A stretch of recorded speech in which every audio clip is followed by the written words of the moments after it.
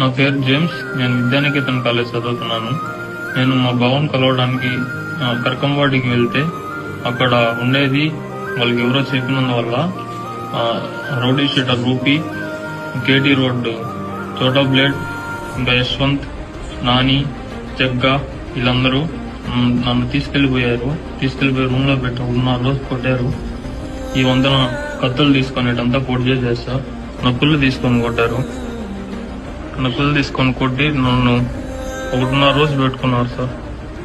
తర్వాత పోలీస్ స్టేషన్కి వెళ్తే పోలీసు వాళ్ళు వీళ్ళని వదిలేసి వాళ్ళని వదిలేసి నీకు డబ్బులు ఇస్తాము అట్లంతా చెప్తున్నారు.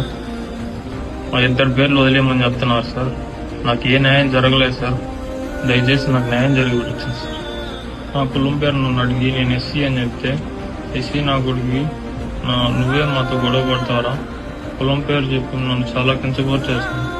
2.5 రోజు భయంకరంగా కొట్టారు సార్. ఎవరికన్నా ఈ మాటలన్నీ చెప్తే వచ్చుపోసి నా జాతే వచ్చుపోపించి నా జాతే తాగిపించారు సార్. బట్టలన్నీ ఒడిది చేశారు సార్. రూమ్ లో భయంకరంగా కొట్టారు సార్. మీరే న్యాయం చేయాలి సార్. నా చేత తాగిపించి 2.5 రోజు భయంకరంగా కొట్టారు సార్. ఎవరికన్నా చెప్తే గొంతు మీద కత్తి పెట్టి కొడతాం, చంపేస్తాం అని చెప్పి బెదిరించారు సార్. దయచేసి నాకు న్యాయం చేయండి సార్. మిమ్మల్ని నమ్ముకున్నాను సార్.